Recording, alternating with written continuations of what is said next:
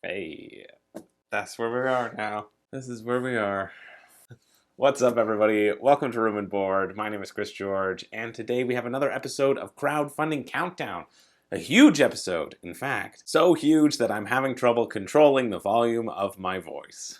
But this is a really big week. Lots of really decent titles that I am excited to talk about, and one that I'm definitely, maybe, probably shouldn't be, but will ultimately end up backing. Which one is it? Well, you'll have to watch this entire video to find out. It's unfair, but there we are. But before we get into that, my voice is a little tired because good news, I got a haircut. Bad news, I rarely leave my house and now I have COVID. Yep, so that's not great. And I'm a bit tired today. But you know what doesn't stop for COVID? Crowdfunding Countdown. Because there are too many games that we have to talk about. And as we all know, toys are a matter of life or death. I'm doing fine. My throat's just a bit sore. I am faring far better than a lot of people who get COVID. Because I'm triple vaxxed. And as we all know, triples are best. But first off, before we get into it, shout out to my newest patrons, Andy and Maki. Thank you so much for jumping on board. You friggin' rock. Sean, you do too, you know why. And thank you to all my patrons, really. I truly cannot express, even though I do pretty much every week, how appreciative I am of your support of the channel. You are single-handedly keeping the channel alive, helping me produce content for you all. Without all of you, my game collection would be shrinking every day as I would need to eat the pieces for lunch. But because of all you, I had a single hard-boiled egg today. And boy, am I stuffed to the brim! I don't know what that joke was. It was funnier when I wrote it down. At least the Everdell berries are safe for now. This might be a somewhat delirious episode, but hopefully my husky tones will keep you here or coming back for more. I don't know. But thank you to my patrons, and I just remembered I haven't made my post on Discord yet. Every day we are voting over on Discord to determine what is the ultimate solo game. That is our board game bracket this month. And so if you're interested in that, well, you gotta be a patron to do it. So just do it. If you're on the fence, do it or don't. Honestly, I'm just happy you're all here. And wow, this episode is already off the rails. But I'm gonna give myself one pass. That's it. And we'll get refocused and let's head into the games. Anyway, I really thought that my voice, oh, maybe it's back. My voice would hold out for the majority of the video, and then you could see my slow descent into tiredness as my energy slowly gets sucked away by the YouTube machine. But it seems like I'm all better now. I do not know how my voice will sound throughout, but I do know that we have some awesome games, which is why there wasn't any way that I was going to miss this one. So let's get into the games for this week. And even though it's a big one this week, that still doesn't mean I'm not going to start off with something dumb. And so with the best title of them all, it's obviously tailored for me to talk about this week. To start us off, we have a game called Ultima Hero, a funny card game. The first official funny card game. This might be the funny card game to beat all card games because it says that it is a funny card game in the title of the game itself. And also the C is bolded for some reason. Not for some reason, they're clearly calling out for me to cover it. Chris, this is the pick of the week. Just end your episode now. I wish I could. And honestly, I was going to back this just on that merit alone. Because they went ahead and did the unthinkable. Those crazy SOBs, they really did it. So imagine my utter devastation when I look at the box and the word funny is nowhere to be found. Ne'er a sight in the world. Rewind the air horn. I'm not sure what I expected that sound to be, but it certainly wasn't that. Anyway, you play cards, you try to be the ultimate hero. Honestly, I'm so devastated that they pulled the rug out from under me that, you know what, it's $20 US, whoop-a-doo-doo, we're moving on. Shame on you, Ultima card game. Now you don't get the coverage that I so desperately wanted to give you. It finishes Wednesday at 3:59 p.m., as does all my joy in the world. Luckily, maybe this next game can save my mood. It is a 6-card game, which once again I am only talking about because of the name. And that is, of course, Gluty Bear and the Wurst Truck. You heard that right. Gluty Bear in the Wurst truck. And while I was first hoping that Gluty Bear was so aptly named because he's got the buns that don't quit, it's actually that he's just allergic to gluten. And it doesn't have anything to do with my Grindr profile. So for €3 or $5 Canadians, you and 3 of your friends can argue about who gets to come out first and gobble down that delicious bratwurst. Come out of the woods first. If you're a bear, you have the bear claw, you obviously don't need a bun because you're allergic to gluten. But if you're an idiot human with a fork, well, of course you're going to want to have a bun with your bratwurst, because who wouldn't want to eat a bratwurst in a bun with a fork? You complete failure of a species. It's no wonder you let your entire family be kidnapped by bears and are just blowing this opportunity to show your dominance in anything. Anyway, everyone has a card. There are 2 cards in the middle, and you can swap with the middle card, or look at the middle card, or pass and do nothing, or choose to eat. If you choose to eat, you gotta flip up a card in the middle if you're holding the bear claw. And if it's the worst, you win. If you're holding a fork, you gotta flip up both cards in the middle. And if it's the worst and the bun, then you win. That's it. It comes in a simple pack. It doesn't mention shipping, but it's only 6 cards in a tiny little card pack. So I imagine it'll be cheap. And honestly, there might be something to that bluffing mechanic of you want to put the thing in the middle and figure out what it is before your opponents can. I don't know if you'd get too much information too soon or not, but then again, you could also just try this out with a regular deck of cards. Or you can just get a game that clearly represents the indomitable nature of the human spirit, encapsulating our ability to create and persevere even in the darkest times. Does this game prove that we can always find the light at the end of the tunnel? Does this game mean that people will finally start taking my warnings about bear kidnappings more and more seriously? If they can take our sausages right out of our buns, well, then they can steal our grandmas. I've said this so many times. Why won't people pay attention to the messages I'm conveying? Anyway, if you are interested in that, that is Wednesday at 5 p.m. All right, enough with the funny ones, and enough with the funny in general. We're moving on to tough dirt roads. And that's with our next game, Wreckland Run, which is a solo game from the creators of Warp's Edge. And we've been talking about Warp's Edge a little bit in the Room and Board Discord. It is one of the games up for contention for the title of Ultimate Solo Game of all time. I'm not going to tell you how well it did in the bracket. You're going to have to wait to find that out.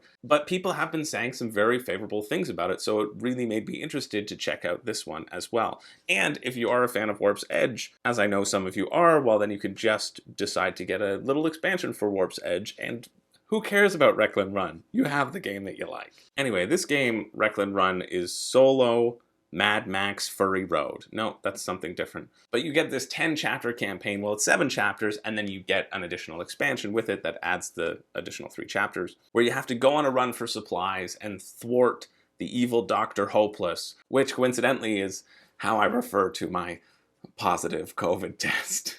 Anyway, the game is played in 2 rounds with 2 phases in each round. You have the wreckage phase where you get to outfit your vehicle with new gear and weapons and make sure that you've repaired all your damage that you've taken. And then you have the run phase where you run as fast as you can. You battle enemy vehicles and try to live to fight another day. And then on your 3rd run, you're going to face a boss car, which will be like the end of the chapter. And you win if you kill the boss, and you lose if you blow up. As you normally lose when you blow up. I can't think of a game where you win if you blow up. Maybe something like Infamous. Infamous 2? Maybe that's it. Or Bomberman. That's more obvious. Anyway, I'm not a solo player. I've tried solo games. Nothing has grabbed me yet. But Warp's Edge does look really solid. And if you like the theme and if you like solo games, I have no doubt that Wreckland Run will be well made just based off of the back of that connection. And $40 US, which is the price point, isn't a bad deal for a game and a little mini expansion as well. I say mini expansion, but it essentially almost doubles the amount of chapters you get and the amount of bosses that you get to face, which is cool, especially because this game is meant to be run through a number of times because you get different characters and different cars, and you're only going to pair up one of each for each run that you do. So if you live in the US, shipping is pretty decent. $12, that's not bad. It's $25 to get it to Canada, so at that point I'm like, this isn't the one where I will be trying out a solo-only game, because it would take $83 Canadian to get to my door, and that's a little bit too much for me for what this is, but if you are interested, you have until Wednesday at 8 p.m. to decide. Now, next up we have Rolling Heights, which you're going to take on the role of The role. Oh, God. Which you're going to take on the role of becoming the greatest city builder ever. So, of course, as the master builder, you do what any good employer does, and that's grab all of your employees by the scruff of their necks, just shake them around a bit, and throw them into the workyard. And in this nightmarish hell of a board game, I can't decide which is worse. As a worker, either you land on your feet and the foreman declares you fit for work, or you've fallen into a heap, breaking every bone in your body, presumably, as you land face down or backside down. I mean, you're just a meeple who doesn't even have a face or a back. What are you doing complaining about labor laws in the first place? Just take what you're given. And then you gather up all your employees who are fit for work and you stick them on the side and they're going to generate resources for you. And then the worst part about this is that you can keep doing this maniacal, punishing, sadistic torture to your employees over and over and over. And as long as one worker manages to withstand your horrible onslaught, the other meeples just accept that you can do whatever you want to their mangled and deformed bodies, like you're creating the sequel to Human Centipede. And that is, of course, to scoop them all up again, shake them up, and see if they're fit for work. And it is only if all of your meeples end up broken and discarded at the bottom of your work site, like the soul of this twisted foreman who is doing the said chucking, if they all end up flat on their backs, then they finally get themselves together and go on strike to protest this atrocious, abominable behavior that you have been exhibiting towards these workers who just want to earn a damn living wage. And if they go on strike, then they will be able to reach some of the meeples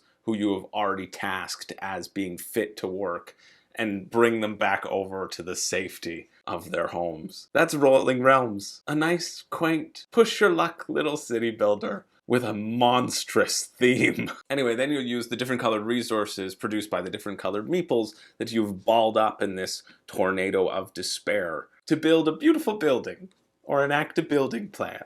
I mean, basically the game's going to come down to getting the right number of meeples into your supply. You can choose to mash up 10 meeple lives and throw them down. And then it'll come to if you roll correctly or if you push your luck too much and cause too many strikes to happen. Anyway, this one is $59 US or $74 Canadian. And the shipping's $13 US, so it's a little pricey. It looks fun. I can't believe I'm saying it looks fun after all of the time I've spent really emphasizing the horrors of the game, but here we are. It does look fun, but I think it's a little too pricey for what it is, at least for me in here in Canada. But if you are interested, hey, check it out. That one finishes at Thursday at 8 p.m.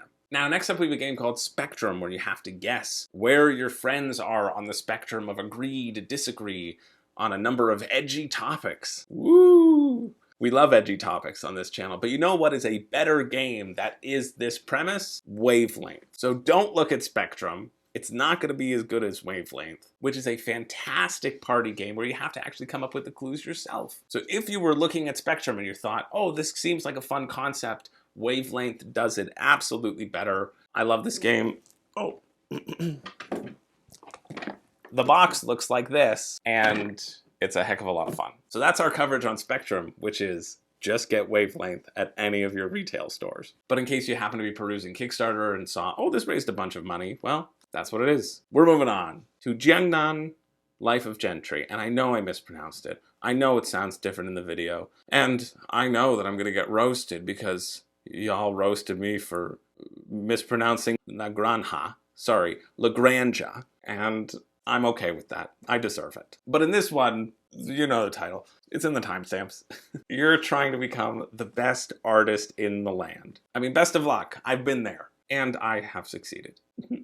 Anyway, this is a bag building worker placement game, which does mechanically look pretty neat. You're going to have 4 tiles face up in front of you, and you're going to choose which tile to assign to one of your workers. And basically the tiles just determine where on the board your worker is going to be able to go. But then whenever you put a worker out, you also discard your rightmost tile, and each tile also has a discard bonus, which gives you stuff, in addition to the actions that you can take at the location that you've put your worker out there.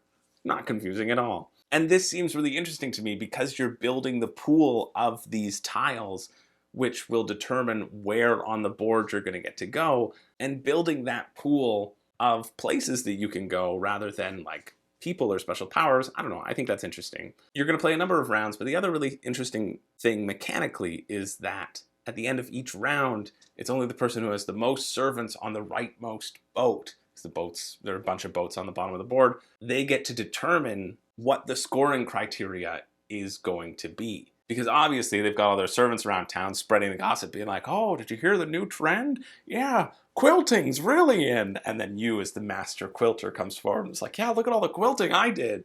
And then the other person who spent all their time painting, well, you should have been spending more time gossiping, because that's how you get yourself noticed. Not by bunkering down and just producing quality work and hoping to be discovered. Oh, I need to change my strategy for this channel. Anyway, it's $65 US for the retail version, but something worth noting is that VAT is included here for all of you European backers. Or it's $89 US if you wanted to get the deluxe version, which just gets you 3D party boats, which obviously who doesn't want a 3D party boat?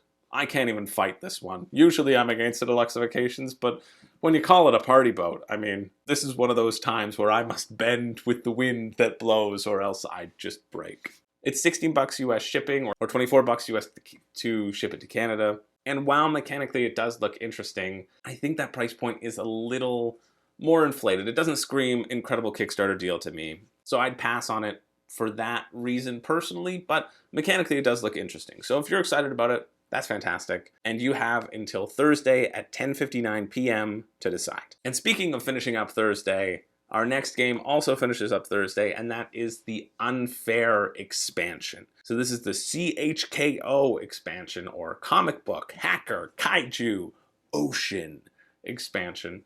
And if you don't know anything about Unfair, I love Unfair. I think it's an awesome game, and this is one that I am backing. This is one that I was very excited for it to come out. I love the game. You're basically going to be building this theme park. And for however number of players there are, you take that many different themed decks. So you have robot, jungle, pirate theme parks, or you have an alien B-movie Western theme park, or whatever it is. These are always going to be all mashed up together, and you're going to be creating these huge attractions while also trying to complete blueprints, which are similar to like the tickets in Ticket to Ride. You have to have a certain number of things and you get extra points. That's it. Where a lot of people don't enjoy this game is that it can be very mean. It is called Unfair for a reason. You're going to have these event cards, and when you play them, you can do something good for yourself, or you can do something mean to someone else. And if you're fine with mean games and you don't take these things too seriously, that's great. You're going to have a lot of fun with this game. If you do take these things seriously, well, you would just play without using the bottom half, which is a mode that they offer, and a mode that I generally end up playing with my girlfriend, or else I probably won't get to play this game and I like it too much to not play it. So I'd rather take what I can get. So their plan for this game is to put out a deck for every letter of the alphabet, which I also think is really cool. And I was excited about this campaign for a number of reasons. One, it's more content. Two, there's a solo mode. I actually wasn't excited about this. You know me, I don't really care about solo modes, but I'm excited for the people who want one. And I like this game enough that maybe I would try it out. And three, they also said, oh yeah, we're going to offer this box storage option so that you can fit all of your decks in one box, in the main box. But here's the thing about this campaign. I am backing this campaign. It's $50 Canadian, it's $40 US, and that includes free shipping to Canada and to the US. This, I think, is phenomenal, that there is the free shipping. The problem with this campaign is that I shouldn't be backing it, because the things that I was excited for, well, yeah, new content, even with the free shipping, I'm not getting a deal. I'm just not. Straight up, I know I could purchase this at retail for cheaper. Like, it'll be $10 to $5 cheaper after taxes. Because one thing about Kickstarter that you don't often consider, at least for us in Canada, is that you don't have to pay the taxes. It's kind of already incorporated in there. But I could get it cheaper. There are no Kickstarter exclusives. There are little promo cards which showcase what are the next 4 decks to come out, the next planned expansion, and I don't care. I like the decks as their own entity. I'm not going to mix in one random card that doesn't balance out well with the sets or have any relevance to the blueprints that you have to complete into the deck. I'm just not going to do that. I haven't with the previous ones, and I'm not going to do it now. So don't care about it being on Kickstarter. Don't care about Kickstarter's exclusives. I will be able to get it cheaper. The storage box that I was very excited about, I was like, great, oh, if this storage system looks good and it's cheap, I'll definitely buy it. Even though I could make one myself, this saves me having to make it. It all goes into one box. Right now I have everything in one box, but that's just the base game and the first expansion, and I am running out of room, so I'll have to do some reorganizing or whatever. The storage system also looks horrible. It's just a bunch of dividers, and I think they're intending for you to stick the cards straight up, which means box lid lift, which I am not here for. So everything about this campaign isn't exciting, and I don't think this is a game to back, and yet I am still personally backing it because aside from all of those things, even the campaign, even the updates have been uninspired. They hit their funding goal and you still had to wait, I don't know, almost a full day or something for that one initial update to say, we're funded, wow, we're so excited, like thank you to our backers for funding us. The updates have been delayed and uninspired and frankly have dampened my enthusiasm for the game quite a lot. But all of that aside, I don't necessarily think this is one to back, but I am backing it because I love the game and because I want to see more expansions down the line. That's it. It's a future investment. I will probably back the next expansions as well because I really enjoy them. Maybe I won't back the last one and wait till that one gets to retail because then I don't have to, you know, support any other future endeavors from a game that I really like. Yeah, why would I want to do that? Anyway, that's where I'm at with Unfair. It took a long time to get there, but I am thrilled with my decision to back, and I will not be canceling my pledge. This is a game that I encourage you go check out and pick up a copy at your local retail store. If you like building that sort of tableau, if you like Roller Coaster Tycoon, I never played it, but a lot of people who I've played this with say it reminds them of that. It's just a bunch of fun. So if you are interested in supporting the Kickstarter, that is Thursday at 11:30. Now, moving along, we have Astro Knights. And Astro Knights, if you didn't see it, I also have a full review on Astro Knights. I was fortunate enough to be sent a prototype copy to review. And if you don't know anything about Astro Knights, well, it's Aeon's End. And if you don't know anything about Aeon's End, well, it's a deck builder where you don't shuffle your deck, and it's a co-op. That's all you need to know. And it's fun. It's a lot of fun. I'm not going to go into too much more detail because I did do a review on it that highlights the differences between Astro Knights and Aeon's End and describes the gameplay a little bit more. It's also a video that my friend Zach referred to as, it was okay. So what I will say is that this one is $39 US or $50 Canadian, which is not bad, but after you factor in the shipping, I feel like you could just pick up Aeon's End at your local game store, which would probably be my bet because Aeon's End is a little bit more complicated, or a little bit harder, I should say. Or even before shipping, you could probably get a copy of Aeon's End secondhand from someone who's done with it. But it's a fun game. If you are interested and you do end up backing, I truly believe you will enjoy your time with it. So if you are interested in that one, that is Friday at 11 a.m. Moving right along to our next game, we have Seas of Havoc. So hold on to your bucklers and swatches. Pirates are known for their fashion and design prowess, right? The classic swatch bucklers. That's this segment's joke. Might as well move on to the next one.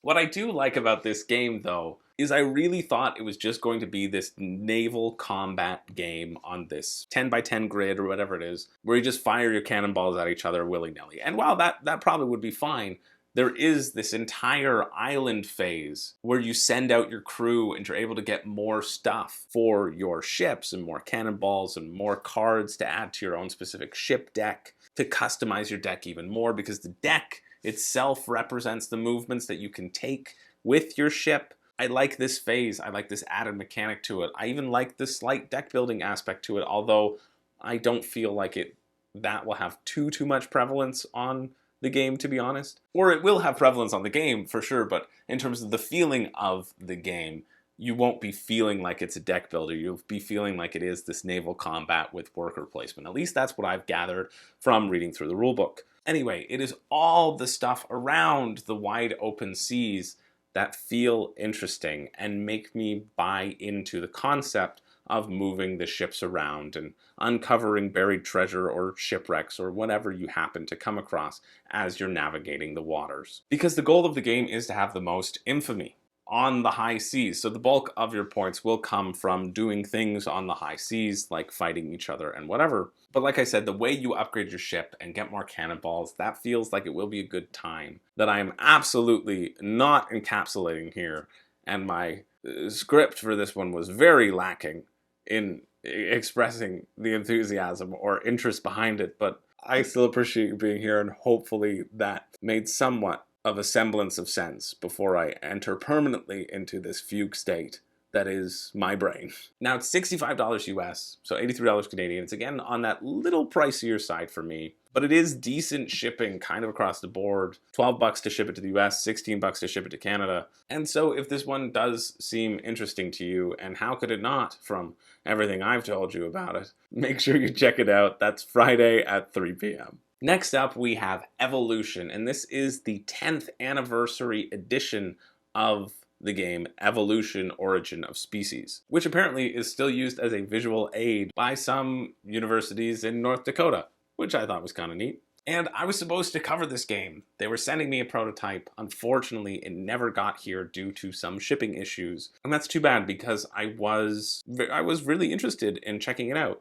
But you may have heard of Evolution before, because there is a 2014 adaptation of this system, which has done very well. It is very popular on Board Game Geek. It is incredibly more popular than this first initial game. And what they did with that one is they took the mechanics of this and then kind of created their own game. And so this one, they're taking the original and revamping it a little bit, giving it new artwork, and the artwork looks awesome, looks great, and bringing that one forward. So if you liked the other Evolution games, this one will be similar, but slightly different. But again, this one is based off of the thing that yours was based off of. That honestly was my hesitation when the game was pitched to me. I thought, well, if there is this already existing thing that has taken your thing and adapted it, and audiences enjoy that, why are we regressing and revamping this original game? But then again, people are really picky and choosy about art, and this looks like a huge upgrade, and the game does look fun. I've never played the other Evolution games, but I know for this one, it'll last 6 epochs, where you get to create new animals, or you get to add traits to existing animals, and basically evolve your animals as you progress through the game. Then more and more areas are going to come out as the game progresses, where animals can go in search of food, but if there isn't enough food, well, you as a carnivore can potentially also eat someone else's animal if they're too weak to survive as well, because only the strong survive. It's a quick game. It's projected to take 30 to 60 minutes, and judging by everything that I've read about it, I read through the rulebook. Well, I always read through the rulebooks for these sorts of things, but I had read through the rulebook prior to this week. I buy that time allotment. And it's a good price as well. It's $35 US, $45 Canadian. Or you can add $15 US and get an extra little 50 card expansion, which is right in that pocket of, might as well. Sure, just a little bit more. I think the draw of this one is going to be if the concept of creating your own new species seems fun to you. Because I think the gameplay you'll find fairly standard in terms of adding cards to increase abilities and then managing food, feeding your creatures enough. But I think the fun of the game will be imagining these different creatures that you can create and also learning a little bit along the way. So if you are interested, that finishes Friday at 3 p.m. Now our next one, thankfully, is another funny card game alert. But in this one, you bring the funny. And I actually think it's a pretty decent addition to the genre that's open relationships. And I'm not just saying that, even though Maggie pushed me into it, and it's actually been very successful for the both of us. Well, you're still my number one, honey. But you can't keep all this Maggie to one person. I mean, when you're right, you're right. But the basic premise is that 2 words will pop up, like nipples and cats in their example. And you have to use your own cards, which have half a prompt on them, to create a connection. Then everybody votes, funniest card wins. It reminds me of the Jackbox party pack game Quiplash. And I find in these games it is so much more satisfying to use your own creativity. Unless, of course, you're my ex-friend and now nemesis Josh, who just puts whittle piddle and a little winky face emoji. Ugh. next to each one of his responses, and inexplicably, I end up voting for it. But the other key to this game is that it's rapid fire. So there's actually these 4 piles, and you're going to be writing these answers as quickly as you can, getting the most in. When each Venn diagram has 3 cards in it, the time is stopped. Then you flip over the cards, you see what's fun, you laugh, you chortle, and you award some points, and you play until you're done. Like any of these sorts of games. It's $33 US, $43 Canadian, which after shipping is a little bit too much for me, but it honestly isn't an outrageous ask. And I like the concept, so I'm happy they're doing well. And if you are interested, that is Friday at 11:59 p.m. Now, next up we have Kabula. They're back, and they're funded! And I'm sure it's because they decided to actually print out the minis this time around, versus relying on people being able to print their own. And I get it, there are logistics involved, they couldn't figure it out beforehand, they figured it out now, and that's great. And I'm thrilled for them that it is funded and this game is being made because I like the team. Very nice team behind this. So I did a full review on this one back in the day, back in their first round of going on Kickstarter. And I'll reiterate what I said there, is that this isn't a game for everyone. By no means is it a game for everyone, but I enjoyed it. I like the other bosses more than the one demon cat boss that I tried as well. I found that one in particular had a lot of upkeep to it, and the game can potentially have a little bit too much upkeep when everybody has a familiar that they're moving around the board. But if you are interested, definitely watch my review. That should give you a sense on if you want to add it to your collection or not. The brief breakdown is that you're a giant a-hole who's landed on this magical island, and you're going to steal the Kabula tree, which grants eternal life to everything in the island. So of course you just want to take it. Why? No reason. You just want it because you're a human and you're an awful person. And so you're going to go around the board just being awful, trying to get your reputation large enough that they'll let you into the sanctuary to look at the Kabula, and then you're going to steal it and try to kill the guardian. Whoever's holding the Kabula at the end of the game wins. But I do want to say, before we move on, how wonderfully formatted this campaign page is. They really show you what you get. They explain the new add-ons. They explain the game very well on the campaign page. It's very easy to get a sense of the game itself. At least it feels very true to what my experience of the game was. And the new add-ons are a really nice touch. And I hope they make it to that 33,000 euro mark. They're almost there.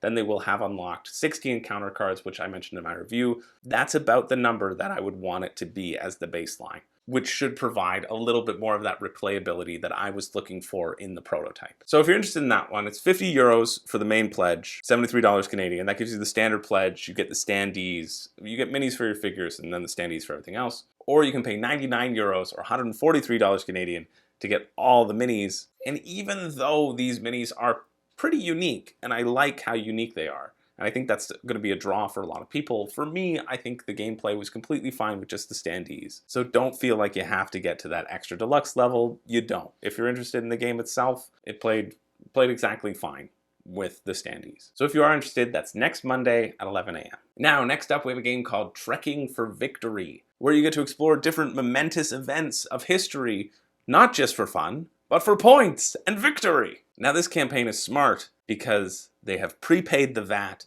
and there's a giant sign right at the top of the campaign page letting you EU backers know that this is one that you can potentially consider getting.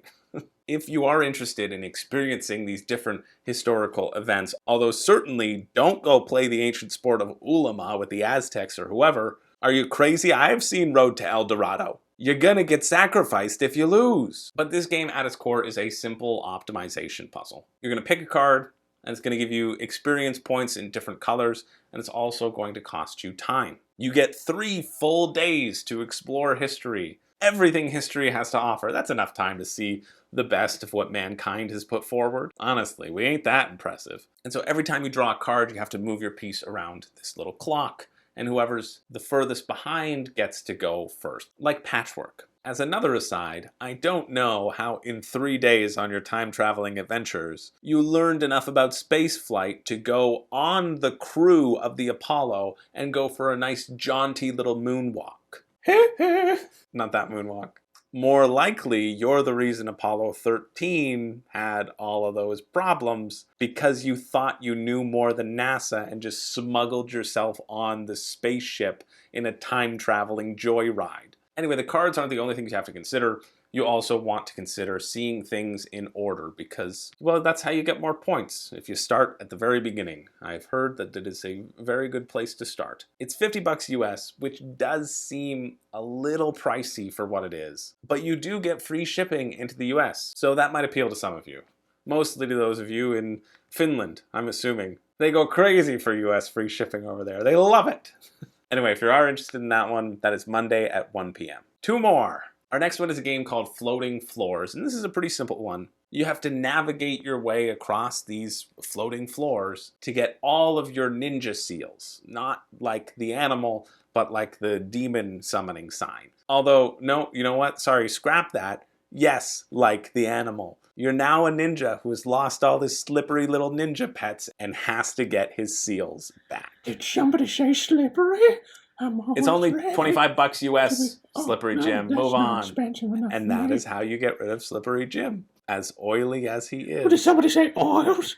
Oh, no name chips, knockoff handbags, yucky. The core Yucky, principles yucky. of this channel. Get those peasants away from me. Anyway, basically you roll some dice and that tells you what pieces you get to either move on the existing board, taking it from under wobbly floors and putting it in other places, or taking it from the common supply and putting it wherever you want. And then you could move your little ninja in search of his seal pals on spaces that have that ninja's color or have a block of your specific color. So you may put little blocks that your ninja can balance on, but each time you move a space, you have to release the ninja to see if the ninja can balance on these wobbly floors that are only held up by 1 or 2 pieces down below. So don't get too dangerous with your Jiagnan as you search for your sweet little seal, Lucille. And this it's a good price, $25 US, $35 Australian, and shipping is not bad. It's fairly consistent across most areas in that $10 to $15 range. So if this seems interesting to you and you like dexterity games, this might be one to check out. That is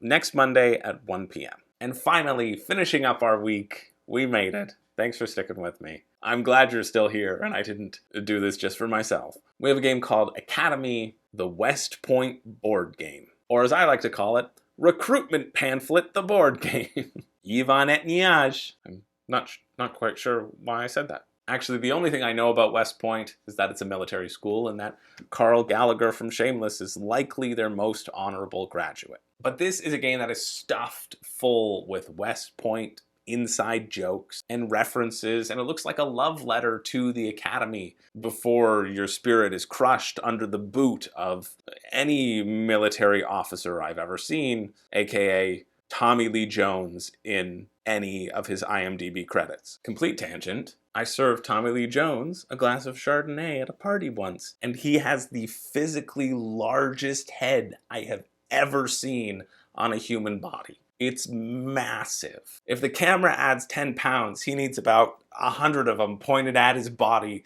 to fill it out so that his head looks proportional. I'm talking like GoldenEye, DK mode, body proportions. I'm barely joking here, okay? I am joking, obviously. It was a normal sized head, but it felt gigantic.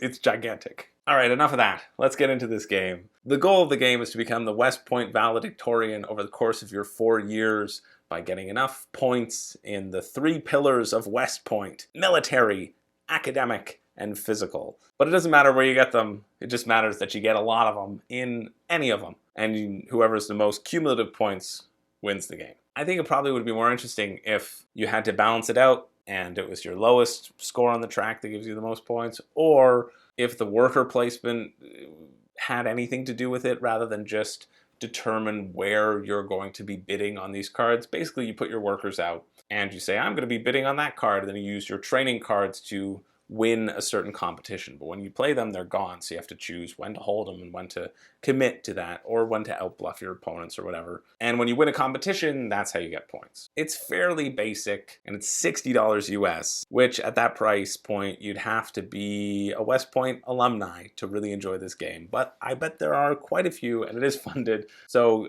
good job. I'm sure lots of people will really enjoy it if you have ties to the Academy. For me, with no ties, it's an absolute pass based on the mechanics. But if you're interested in that, hey, that is next Monday at 11:59 p.m. And that is it for the week. I know usually I make it to Tuesday, the following Tuesday, because I like to give enough time in case people watch these later on through the week. I didn't do that this week. There are a couple next Tuesday, but there were enough this week, and I am tired.